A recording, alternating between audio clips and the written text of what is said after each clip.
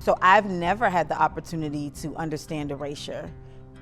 You can't erase something you didn't create.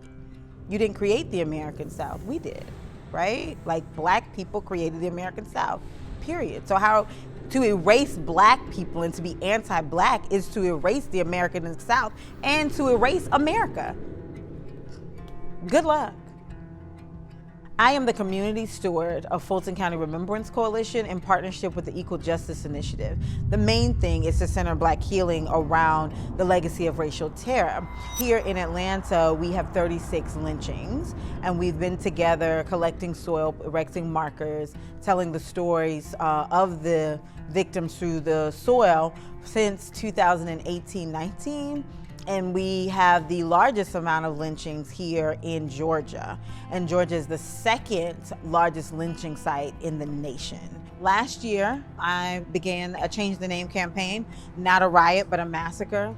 Because growing up, my mother would always call these a massacre. This was not new to me, understanding these events that happened in American history. It was just, the language just didn't add up, right? Like when we said massacre and it was, or when we said slave and it was like, but we're not slaves. We didn't come over here as slaves. Like it's enslavement or the enslaved, right, people.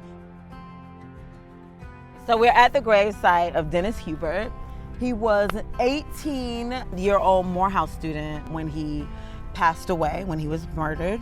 O God of us all, and Lord of this universe, help us today to remember and bear the weight of the hate and injustice and ignorance that took the young and promising life of Dennis Hubert.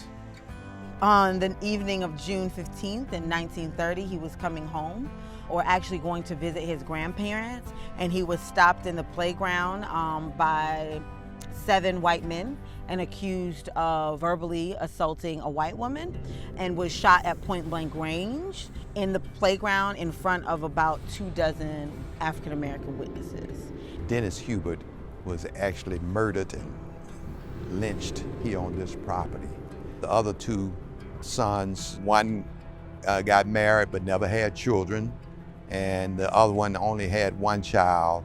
And I think that it was this lynching that sort of affected them in terms of wanting to have big families. The death of Dennis Hubert literally stopped 3 to 4 tree branches in the families, because he had brothers that never had children, right? And we never often talk about that trauma and how it translates into other family members. We know that if we hide that kind of history, it will continue to happen again and multiply. And so we have to stand upon this ground and remember Dennis. This jar with this dirt is so special to me and to my entire family. God says, from the earth we come, and to the earth must we return. So this earth represents the flesh and the life of Dennis Hubert. But we know his soul has transcended. And this earth just reminds us that we all must die, and that we all will have a life beyond this one. And if we live a life of purity, such as Dennis Hubert did, then I believe he's promised the paradise.